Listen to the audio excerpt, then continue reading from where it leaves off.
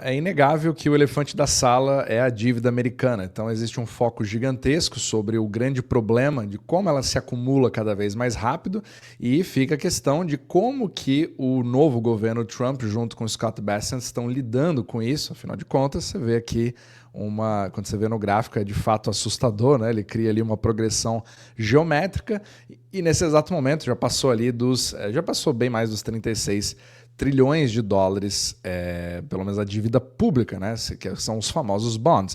Só que quem acompanha o podcast sabe que isso não conta toda a história, porque isso foca nos Estados Unidos em isolamento, sendo que o mundo inteiro tem muito mais dívidas entre eles mesmos, denominados em dólares, do que os próprios Estados Unidos. Então a gente precisa entender que, por um lado, ter um equilíbrio das contas, ele é muito mais um jogo de confiança em relação ao resto do mundo sobre a solidez dos próprios papéis. Você não quer que tenha-se a impressão de que está se perdendo o controle, mas quem olha um gráfico desse já fala assim, já perderam o controle, né? Não tem mais como resolver. Mas, por outro lado, os bonds são o colateral de todo o sistema, ou seja, a gente sempre esquece, né? É impossível você ter crédito ao redor do mundo sem que os bonds façam parte de toda essa engrenagem, a famosa mecânica monetária, que é justamente um dos maiores focos que eu tenho aqui no podcast. Mas o que eu quero conversar hoje é que muitas vezes a gente precisa focar cada vez mais na própria política para entender o que está sendo feito nesse exato momento.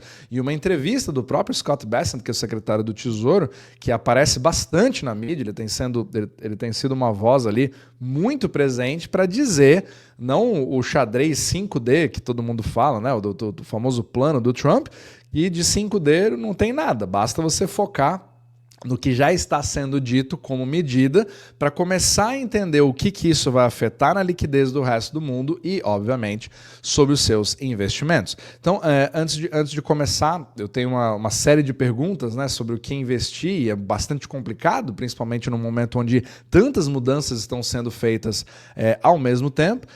Quem quiser fazer ali uma revisão dos seus investimentos, eu tenho links aqui na descrição abaixo para você falar com a nossa equipe e agendar uma conversa e dar uma olhada no seu portfólio, mas também tenho links onde você pode acompanhar artigos que eu explico exatamente como que funciona o sistema de dólares, por que os bonds são tão importantes, o que significa todo o sistema euro-dólar, os dólares fora dos Estados Unidos e por que isso afeta os seus investimentos, deixando isso completamente impossível de você prever, né, o que vai acontecer com o dólar em relação ao real, por que isso me afeta no Brasil e por que eu falo tanto, né, do resto do mundo e não foco exclusivamente no Brasil, por exemplo. É porque o sistema do dólar é muito focado no que está sendo dito dentro dos Estados Unidos e como que isso influencia o resto do mundo. Então, voltando aqui para a própria entrevista em si, o Scott Bessent ele fez ali quase meia hora de conversa na Bloomberg, que eu achei muito importante para você ter uma ideia do que está sendo pensado do lado deles. Então, o meu objetivo aqui não é promover ou dizer se o governo está certo ou está errado, mas você precisa entender diante dos cenários para você se proteger caso uma coisa aconteça ou outra coisa, porque aí eu já vejo uma bifurcação muito grande, porque falar sobre os seus planos não necessariamente significa que eles vão dar certo. E você já tem uma expectativa precificada no mercado de um tipo de saída, né, que os Estados Unidos querem fazer, que é exatamente o crescimento. Então dá a impressão ali de que não tem outra forma, você pode até focar no corte de custos, etc. Só que a gente percebe ali que praticamente a única saída é crescer mais rápido do que a própria dívida. E para isso você tem que fazer uma mudança estrutural, não somente nos Estados Unidos, mas porque eles são o centro do mundo ali nesse aspecto do sistema global monetário. Isso afeta como o próprio sistema funciona. Por isso que isso é muito profundo. Então vamos lá, eu separei 3 partes da entrevista do Scott Bessent, que a primeira delas é tentar resolver a dívida focada ali no crescimento. Então você tem receitas que são projetadas ali, ele sempre fala da redução do déficit baseado na aceleração do PIB e menos pela austeridade. Então a meta é atingir um déficit com o número 3 na frente até 2028, só que você está partindo de algo em torno ali de 6,5% a 7% dessa relação ali da dívida PIB, né?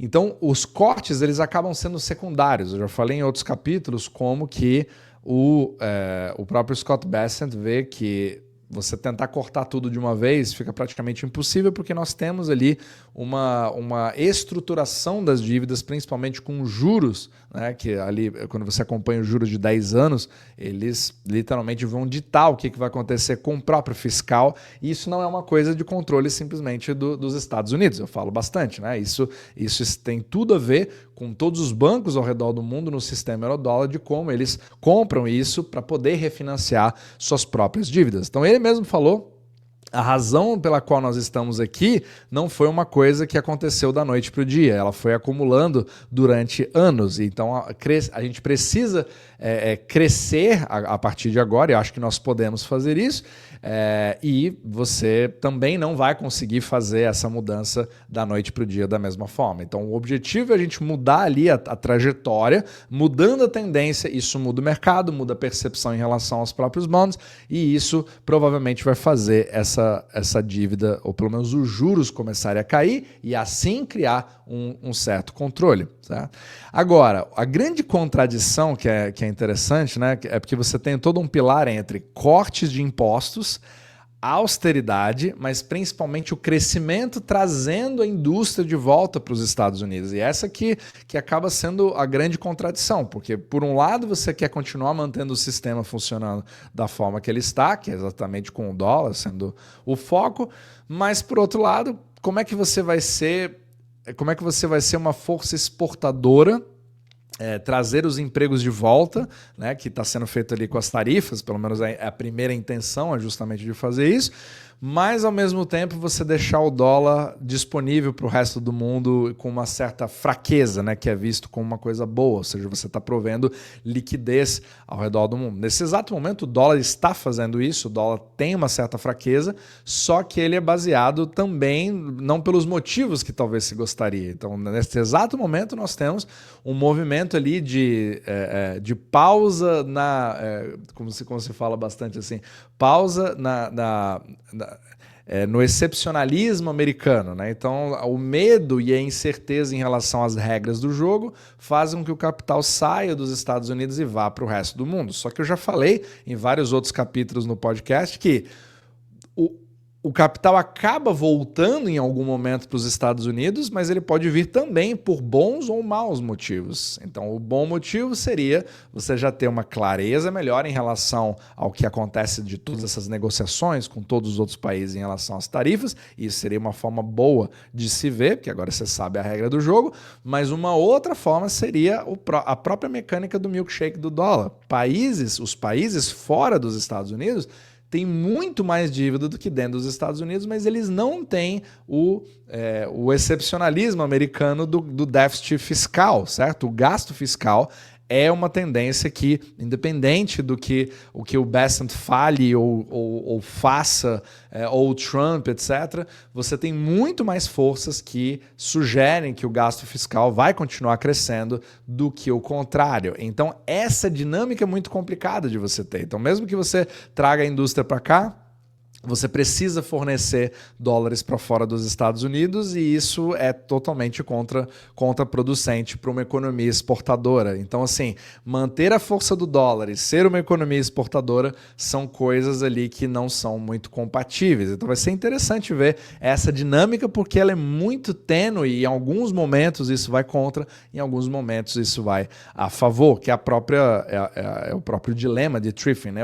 Eu entro em detalhes nesse assunto, se você quiser entender um pouco mais, no meu Substack, nos meus artigos. Você pode clicar aqui no link da descrição abaixo, e também nos meus vídeos exclusivos que eu faço, tanto aqui no YouTube quanto por lá também, para entender essa dinâmica, né? O grande problema é a gente querer separar os Estados Unidos e tratar isso como se fosse um problema completamente distinto do resto do mundo, porque os juros não estão subindo só nos Estados Unidos, estão subindo no resto do mundo também, principalmente no mundo desenvolvido, tirando ali a China, né? Eu faço capítulos específicos sobre eles.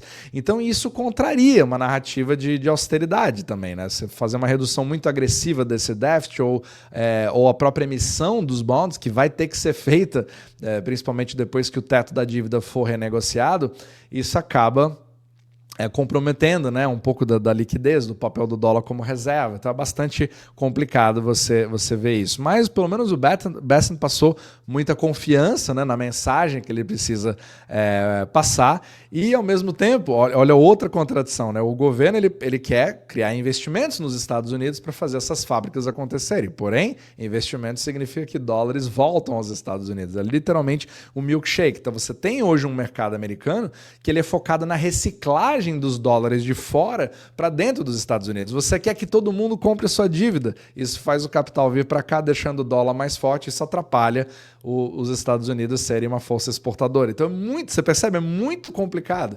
E ele também citou na entrevista como as stablecoins, né, em cripto vão ajudar, inclusive, a aumentar cada vez mais essa demanda pelos treasuries, porque uma vez que você tem criptos que são reguladas, hoje mesmo sem a regulamentação, você já tem uma demanda cada vez maior, né? Acho que criptos como stablecoins como Tether, por exemplo, juntando todas as maiores do mundo, se fosse um país, seria o sétimo, acho, se não me engano, o sétimo maior país do mundo de demanda de bonds. E ele acredita que a demanda de stablecoins possa chegar a 2 trilhões, porque você precisa dos bonds americanos para dar o lastro para essas stablecoins. Certo? Então, assim, é uma das forças que também acaba reciclando e trazendo capital para cá. Isso pode baixar os juros, dar um certo alívio, só que ao mesmo tempo você cria aquele mesmo problema para a reindustrialização dos Estados Unidos. Muitos, apesar de ele não ter falado tanto ali, os tipos de fábrica ou empregos que querem ser criados nos Estados Unidos são coisas de muito alto valor agregado, porque se vê ali a revolução que a inteligência artificial vai fazer e você não consegue mais replicar um modelo que já foi feito com sucesso pela China, com toda a indústria que foi criada. Então vai ser muito interessante ver os tipos de indústria, né? Mas a aviação é uma delas, inteligência artificial, data centers, entre outros. Então vai ser ali o foco do governo. Mas um ponto muito importante que eu deixei aqui para o final é a desregulamentação bancária. Eu já falei principalmente para os membros sobre a questão do SLR, né, que é o Supplementary Leverage Ratio, ou seja, é uma das algemas que os bancos têm para não poderem emprestar para outras pessoas, mas principalmente não poderem mais absorver bonds nas compras quando é necessário, principalmente nos leilões que o Tesouro faz. Isso é um grave problema, porque isso faz os juros subirem, mas não porque existe um problema com os bonds em si, mas porque os bancos, a regulamentação dos bancos não deixa mais espaço para eles absorverem mais isso. E é exatamente o que o Bessent falou nessa entrevista, de que ele quer criar uma forma de folgar isso e tirar a necessidade de se contabilizar os bonds dentro dessa fórmula que faria com que você tivesse mais espaço para comprá-los de forma livre e sem nenhum tipo de problema. Mas eu também já conversei, já fiz um vídeo exclusivo mostrando os problemas disso, como que isso resolve, mas parcialmente, porque o problema está muito mais voltado para outro lado da economia. Então isso, apesar de que o Bessent sabe disso, mas tem todo um jogo político e você precisa passar a mensagem correta. Então às vezes você cria expectativa, mesmo que você não resolva o problema ideal, mas ir na direção certa parece ser ali o foco principal do Scott Bessent. Então ele é literalmente uma faxina que está sendo feita agora na economia e uma mudança radical na parte da mecânica monetária global. Então os próximos capítulos vai ser realmente acompanhar o que o Scott Bessent vai fazendo, mas ele está jogando ali, talvez o jogo de xadrez 5D seja em relação às expectativas do mercado, porque esse é um processo muito mais comprido e muito mais doloroso do que a gente imagina.